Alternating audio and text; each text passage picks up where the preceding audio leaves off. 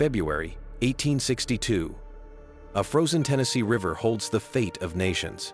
Inside Fort Donelson's walls, 15,000 Confederate soldiers watch Union gunboats approach through morning fog. Outside, Ulysses Grant prepares to demand something unprecedented. No American general has dared speak these words before. The air smells of gunpowder and ice. The war is 9 months old. Union defeats pile up like winter snow across battlefields. Lincoln needs victory, any victory, before the North loses faith completely. In the West, 2 obscure forts guard the Confederacy's vital rivers. Take them, and everything changes. Lose, and the rebellion might never end. Everything depends on Tennessee's frozen ground. I sit in my tent, writing orders. My hands shake not from cold, but from whiskey withdrawn 3 days past. Colleagues whisper, "I'm a drunk, a failure who couldn't manage a leather goods store." My wife's letters beg me to come home to Galena, but tonight I see something others don't. Opportunity disguised as frozen mud. Fort Henry fell 10 days ago to our gunboats. My army marched 12 miles through February sleet to reach Donelson's earthworks. Now we surround Confederate trenches on 3 sides.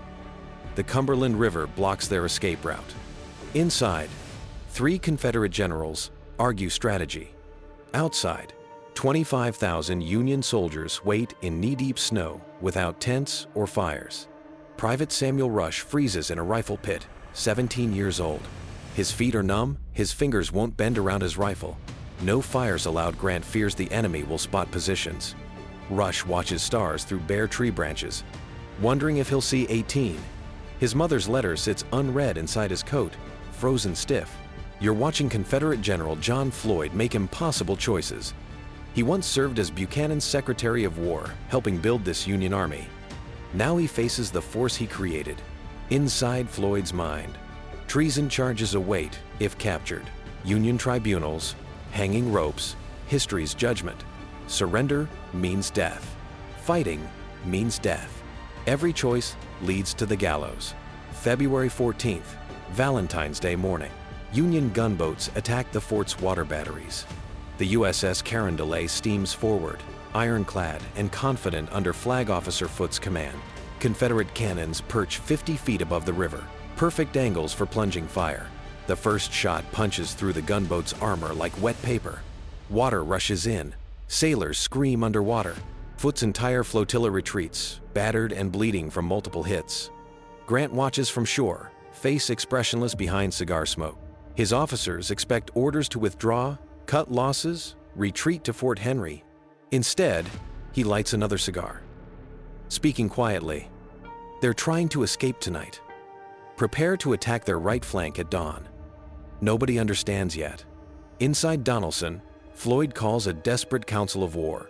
General Gideon Pillow argues for immediate breakout toward Nashville. General Simon Buckner urges honorable surrender to save lives. Floyd removes his hat, wipes sweat despite freezing temperatures. His voice cracks. "I cannot be captured and hanged." 3 generals, 3 plans, 15,000 men awaiting orders. Dawn approaches fast. February 15th, 3 in the morning. Confederate soldiers form attack columns silently through darkness. They'll assault Union right flank, break through McClernand's division, escape toward Nashville's safety. 15,000 men moving through frozen woods without talking. Grant sleeps 4 miles away, meeting Foote aboard his damaged flagship. For 3 crucial hours, Donelson's fate hangs on Grant's absence. Support our channel, subscribe, so you won't miss exciting new videos. Your likes and comments inspire us to create more quality content. Together, we'll make this channel a place of knowledge and inspiration. Thank you for your support. The Confederate assault explodes at dawn like a thunderstorm. Union General McClernand's division shatters under unexpected fury from thousands of screaming rebels. Northern soldiers flee backward, abandoning rifles, coats, dignity, positions. The escape route opens wide toward Nashville. Floyd has won his gamble. The Confederacy might be saved. Freedom beckons 30 miles east through morning mist. But Pillow hesitates at the moment of triumph. Victory confuses him completely. Instead of marching toward freedom in Nashville, He orders exhausted troops back inside Donelson's walls to rest. Soldiers stare in disbelief at the insane order. Officers protest loudly. Pillow insists. Regroup, resupply, rest before continuing. The escape window closes forever. Opportunity dies in indecision. Grant returns at noon, finding chaos, panic, scattered regiments fleeing. Junior officers babble about disaster and defeat. Grant listens 30 seconds, then snaps. The enemy tried to escape. They've abandoned their right entrenchments to do it. We attack immediately on that flank. His certainty spreads like wildfire. Confusion transforms into purpose. Minutes matter now desperately. General Charles Smith, Grant's former West Point instructor, leads the counterattack uphill. He's 60 years old, white-bearded, absolutely fearless under fire. Smith rides ahead of his troops, daring Confederate sharpshooters to hit him. Bullets zip past his head. He doesn't flinch once. His men cannot retreat while their grandfather rides forward into bullets. They charge uphill. Inside Donelson, Floyd makes his final cowardly decision. He'll escape by steamboat tonight with his Virginia regiments, avoiding Union vengeance and rope. Pillow agrees immediately he'll also flee like a rabbit, leaving 15,000 men to their fate. Buckner, youngest and bravest, accepts command of the doomed garrison. Two generals choose cowardice disguised as strategy. February 16th, 3 in the morning under stars. Colonel Nathan, Bedford Forrest refuses surrender orders absolutely. His cavalry, 500 horsemen, will escape through frozen backwaters, Union forces overlooked completely. Forrest calls his men together. I didn't come here to surrender my sword. They ride into icy darkness, horses swimming chest deep through Cumberland sloughs. Freedom costs everything they own. Dawn breaks on surrender day. Buckner sends a messenger under white flag carrying his note. His message proposes armistice, negotiation, honorable terms befitting officers. Grant reads it twice, then writes history's most famous military response in simple words. No terms except immediate and unconditional surrender can be accepted. I propose moving immediately upon your works. The phrase enters American language forever. Buckner reads Grant's reply, stunned by its harsh tone. In Mexican War days, Grant loaned Buckner money when both were junior officers serving together. Now his old friend demands complete capitulation without conditions or honor. Buckner writes back bitterly, "The distribution of forces under my command makes it necessary to accept your ungenerous and unchivalrous terms. But surrender brings unexpected kindness between former friends." Grant and Buckner meet in Dover Tavern drinking coffee. They smoke cigars together, discuss old times, almost forget the war outside. Grant offers Buckner money for prison expenses, the same friendship that existed in Mexico years ago. Outside, 15,000 Confederates stack weapons while Union bands play victory songs. Victory transforms everything overnight across the North. Lincoln reads the telegram, nearly weeps with relief in his office. The North finally has its first major triumph after months of defeat. Confederate Tennessee collapses like a house of cards. Nashville falls without fighting. The Mississippi River strategy suddenly looks possible. Grant's name appears in every newspaper. America has found its general. Private Rush survives in the battle somehow. His feet will never fully heal. Frostbite took 3 toes during those freezing nights. But he carries something more valuable than healthy feet homeward. Knowledge that courage matters more than comfort or safety. 50 years later, he'll tell grandchildren about sleeping in frozen mud, attacking Confederate earthworks, watching history pivot on Tennessee hilltops. For Confederates, Donelson becomes total catastrophe. 15,000 prisoners marched to northern camps in chains. Tennessee's defenses crumble completely. The Mississippi River lies vulnerable to Union gunboats. Richmond panics, searching for explanations. Jefferson Davis searches for scapegoats, hope, anything. Fort Donelson broke the Western Confederacy beyond repair. The war changes its trajectory forever here. Grant's reputation soars, then crashes under criticism. Newspapers celebrate, then attack him viciously as a drunk. Rumors spread about drinking, recklessness, pure luck, not skill. Lincoln receives demands to remove him from command. The president responds with history's perfect defense. "I can't spare this man. He fights when others retreat." That phrase defines Grant's entire career. Flawed genius who won't quit. The battle kills relatively few by later standards, 500 Union, 2,000 Confederate dead, but captures 15,000 prisoners. Numbers matter less than psychological impact on both sides. The North learns victory is possible against rebels. The South learns defeat is real and coming. Confidence shifts like river currents. Momentum, invisible but powerful, changes sides permanently. Women in Nashville flee their homes carrying valuables. Children, memories in wagons. Union armies approach fast from the north. Confederate protection vanishes overnight. Streets fill with refugees, tears, curses against fate. One era ends violently, another begins. Tennessee becomes occupied territory for 3 years. Donelson's surrender echoes through every house, every family, every shattered hope of quick independence. Lincoln promotes Grant to Major General despite critics. Western victories seem less important than Eastern battles near Washington to newspapers. But Lincoln understands something profound. Grant attacks. Other generals plan, hesitate, retreat safely. Grant moves forward always. Unconditional Surrender Grant. The nickname fits perfectly. The man fits destiny even better. History chooses its champions carefully. Buckner enters a northern prison camp, bitter yet maintaining dignity. His military career seems finished at 38 years old. But wars create strange resurrections from defeat. He'll survive imprisonment, return south, rebuild Kentucky's economy, eventually become governor. Surrender doesn't end everything. Sometimes defeat opens unexpected doors toward resurrection, influence, second chances beyond imagination, redemption. Forrest and his cavalry reach Nashville ahead of Union forces. His daring escape becomes Confederate legend, repeated endlessly. Later, he'll claim Donelson's defeat resulted from generals as incompetent as they were cowardly. History agrees with this harsh judgment.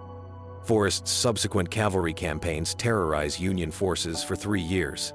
One man's refusal to surrender becomes Southern mythology, inspiring countless fighters.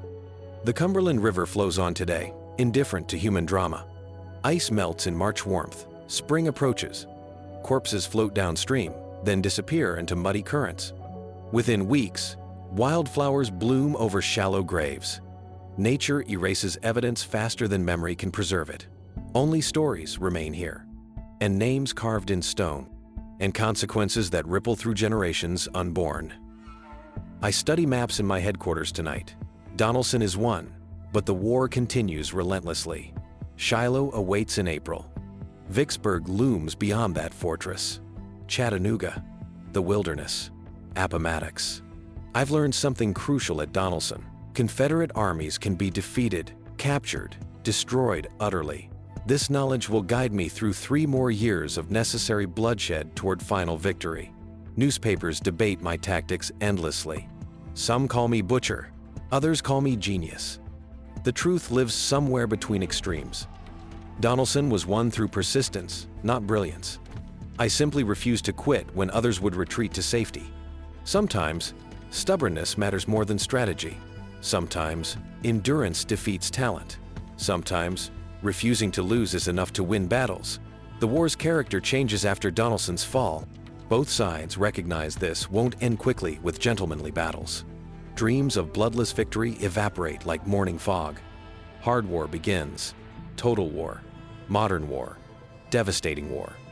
Donelson teaches brutal lessons. Victory requires sacrifice. Armies must be destroyed, not merely defeated. Everything becomes ruthless now, irrevocably. No turning back exists. Telegraph wires carry news across America in hours. In Boston, abolitionists celebrate in the streets. In Charleston, planters curse Lincoln. In London, politicians reconsider Confederate recognition. One battle shifts international perceptions dramatically. Europe watches, evaluates, judges American resolve. The South's chances dim incrementally but significantly. Britain decides to wait. French support wavers. Diplomacy follows military fortune always. My wife Julia receives letters describing my triumph. She remembers the drunk officer nobody respected, the failed farmer, the store clerk who couldn't collect debts from neighbors. Now newspapers call me savior of the Union. Fame transforms people completely. Julia worries fame will transform me into someone unrecognizable. But she doesn't know me yet. I'll remain essentially unchanged despite everything. Confederate War Department investigates Donelson's disaster through courts of inquiry. Floyd and Pillow face courts-martial for abandoning troops. Neither general sees combat again. Blame circulates endlessly: bad weather, bad luck, bad decisions. But underlying truth remains inescapable. Union determination overwhelmed Confederate confusion. Grant wanted victory more than anyone wanted anything on the other side. Soldiers write letters home describing Donelson in their own words. Union Private James Thompson tells his mother, "We slept on frozen ground without blankets. Many boys lost toes to frostbite. But we won something more important than comfort. We proved ourselves equal to any enemy." Confederate Private William McClure writes his sister simply, "Surrender tastes worse than death." Military historians study Donelson for decades afterward. Was it brilliant strategy or fortunate accident? Did Grant's aggressive instincts overcome poor planning? Could Confederates have escaped if Pillow hadn't hesitated? Counterfactual history entertains parlors and classrooms. Reality cares nothing for might-have-beens. Grant won. Buckner lost. History records facts, not possibilities. The Battle of Fort Donelson lasted 17 days from initial investment to final surrender. 17 days that reshaped North America's future completely. Without Donelson, perhaps Confederate independence survives. Perhaps slavery endures. Perhaps Lincoln loses re-election. Every historical thread connects. Small battles create enormous consequences, sometimes unexpectedly. 17 days changed everything forever. My cigar becomes iconic across the North. Newspapers describe me smoking constantly during Donelson's siege. Citizens mail thousands of cigars to my headquarters daily. I smoke 20 daily until throat cancer kills me 23 years from now. That tobacco habit, begun in Mexican war camps, accelerated by Donelson's stress, will end America's greatest general. Ironies accumulate. Nashville's capture following Donelson becomes Civil War's first state capital occupied by Union forces. Tennessee's Confederate government flees to Memphis in panic. Federal authorities establish military rule. Slaves flee to Union lines, seeking freedom. Social revolution begins. Donelson's ripples extend far beyond military implications into political and moral transformation. Everything changes here. The battle establishes my reputation for accepting heavy casualties to achieve objectives. Critics call me butcher. Supporters call me realist. War requires blood. I understand this completely, perhaps too completely. Donelson's moderate casualties, 3,000 killed or wounded, seem trivial compared to later battles. But the precedent is established. I'll trade lives for victory. General Albert Sidney Johnston, Confederate Western commander, dies at Shiloh 2 months after Donelson. Newspapers blame him for both disasters. His reputation collapses under criticism. Actually, Johnston died from battlefield wounds at Shiloh, but survivors claim he welcomed death, mourning Donelson's loss. Defeat kills some generals metaphorically. Johnston dies, literally afterward, bleeding to death. Donelson's captured artillery 65 cannons becomes Union Army's material foundation for subsequent campaigns. Confederate manufacturing can't replace lost weapons quickly enough. Each captured gun amplifies Union advantage. Wars are won through logistics, supplies, replacements. Donelson's warehouses contain ammunition, rifles, food. Grant seizes not just men, but resources. Logistics matter. The Cumberland River becomes Union Highway deep into Tennessee. Steamboats carry troops, supplies, reinforcements deeper into Confederate territory. River control matters more than politicians realized. Grant understood river warfare's importance instinctively. His partnership with Navy Flag Officer Foote, despite Foote's initial defeat, creates combined arms strategy that dominates Western theater for 3 years. Water matters. Confederate prisoners march north to camps in Illinois and Indiana. Many won't survive. Imprisonment from disease. Disease kills more than bullets. Typhoid, dysentery, starvation. Prison camps become death camps. North and South, equally guilty. Andersonville's horrors await. Rock Island, Camp Douglas. Donelson's 15,000 prisoners begin journeys few complete. Survival becomes lottery. Grant's correspondence with Buckner about surrender terms becomes textbook example of military communication. No flowery language, no diplomatic evasion, just stark clarity, unconditional surrender. Future generals study these letters. Military academies teach them. Grant's direct style becomes American military tradition, replacing European formality with frontier bluntness. Words matter. February's frozen ground thaws in March. Farmers return to fields around Donelson. They find bullets, bones, equipment everywhere. For decades, plows uncover relics. Children collect mini balls as treasures. Veterans return on anniversaries, growing fewer each year. Memory fades faster than metal rusts. Eventually, only monuments remain, explaining battles to people who never experienced war. Political cartoonists draw Grant in triumph. He becomes Republican Party hero, Lincoln's champion, Northern embodiment. Democrats attack him viciously as drunk. War divides Americans as bitterly as slavery itself. Donelson enters political mythology immediately. Every battle becomes partisan weapon. History gets weaponized before bodies cool. Politics corrupts everything, even war. Southern newspapers minimize Donelson's importance initially. Just one battle, they claim. Temporary setback. Richmond editors insist Confederate armies remain strong. But soldiers know truth. Letters home describe disaster, demoralization, doubt. Civilians read between lines. Confidence erodes incrementally. Donelson begins psychological collapse that culminates at Appomattox 3 years later. Morale matters. My subordinates study my methods carefully. What made Donelson successful? Aggressive instincts? Willingness to attack? Refusal to retreat? Or simple luck? Officers imitate my cigar-smoking calm, my terse orders, my forward momentum. Leadership gets copied, disseminated, institutionalized. I create template for Union victory throughout the war. They watch me constantly. The Confederate government reorganizes Western defenses after Donelson. New generals receive commands. Strategic plans change. But fundamental problems remain unsolved. Fewer soldiers, worse equipment, inferior logistics. Donelson exposed Confederate weakness. Subsequent battles confirm it.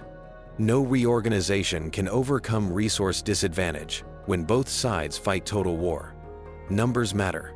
Donelson's battlefield becomes tourist attraction immediately. Curiosity seekers visit trenches, earthworks, Dover Tavern surrender site. Local entrepreneurs sell souvenirs, refreshments, stories. War tourism begins while war continues. Americans possess strange relationship with violence, horrified yet fascinated. Donelson feeds that fascination from 1862 onward, continuously. People come to stare. My promotion creates jealousy among Eastern generals. They command larger armies near Washington. Media covers Eastern battles more extensively. Yet my Western victories matter strategically more than Eastern stalemates.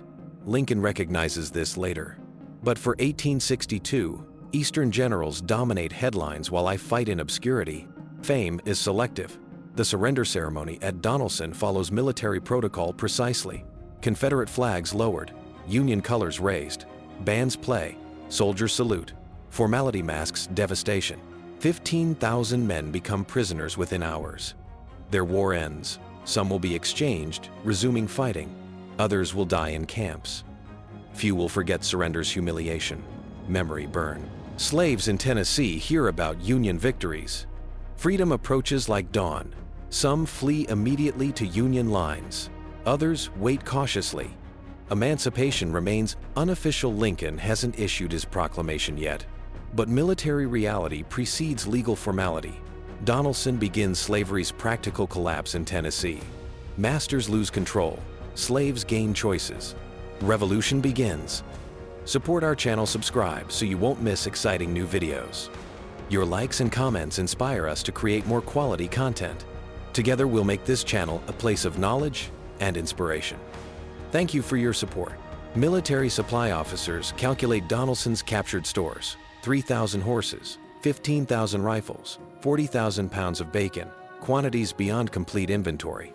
Union logistics improve dramatically. Confederate logistics collapse correspondingly. Wars succeed through bread and bullets as much as through bravery. I understand this completely. Logistics win. Historians debate whether Donelson was my greatest victory. It wasn't my bloodiest or most brilliant, but it was my first significant triumph. It established my reputation. It proved my methods worked. Without Donelson, I might never command larger armies. Sometimes, first victories matter most. Sometimes, beginnings determine endings. The Cumberland River flows calmly today. No gunboats, no cannons, no screaming men dying. Fishermen cast lines where sailors drowned. Children swim where blood once clouded water. Peace erases war's evidence over time. Nature forgives what humans remember. Rivers especially, they flow forward, never backward, carrying history downstream toward oceans and oblivion. My memoirs, written while dying from throat cancer, devote significant pages to Donelson. I remember details, weather, conversations, tactical decisions. Memory's clarity surprises readers. But battlefields burn into minds. Violence creates permanent impressions. I remembered Donelson's cold more than tactics, fear more than triumph. Combat veterans remember sensations, not strategies. Modern military analysts study Donelson using computers, simulations, models. They analyze alternative strategies, better tactics, improved communications. Their conclusions matter little. History happened once. Counterfactuals entertain but don't educate. What matters? I won through stubbornness. Confederates lost through confusion. Victory favored determination over talent. Simple as that. Fort Donelson becomes National Battlefield Park in 1928. The government preserves trenches, monuments, historical markers. Visitors walk grounds, imagining combat. But imagination cannot capture reality. Modern Americans cannot comprehend sleeping in snow without shelter, charging earthworks despite certain death, accepting 15,000 casualties as acceptable. We've become softer than our ancestors. My nickname, Unconditional Surrender, fits perfectly. My initials, U.S. Grant, become U.S. for United States. Propaganda writes itself. Northern newspapers celebrate. My face appears everywhere. Fame transforms the quiet man into public property. I dislike attention, but accept necessity. War requires heroes. I'll serve that role reluctantly. Duty matters more than comfort. Confederate memoirs written decades later blame Donelson on Floyd, pillow, weather, fate, anything except their own mistakes. Lost cause mythology requires explanations beyond Union superiority. Southerners create elaborate justifications. But truth remains simple. I fought better. Union soldiers endured worse conditions, yet won. Determination defeated the rebellion. Nothing else matters. February 1862 seems distant now, over a century and a half past. Modern wars use different weapons, technologies, strategies. But human nature remains unchanged. Courage still matters. Leadership still decides outcomes. Fort Donelson teaches timeless lessons about persistence, sacrifice, consequences. History doesn't repeat. It echoes across generations. Listen carefully. I sit in my tent the night after victory, writing letters home by candlelight. Outside, thousands sleep in mud, celebrating survival. I don't celebrate. Already, I'm planning Shiloh's campaign. Donelson is yesterday's battle. Tomorrow demands attention. This quality, this forward focus, this refusal to rest makes me unstoppable. The war just found its ending.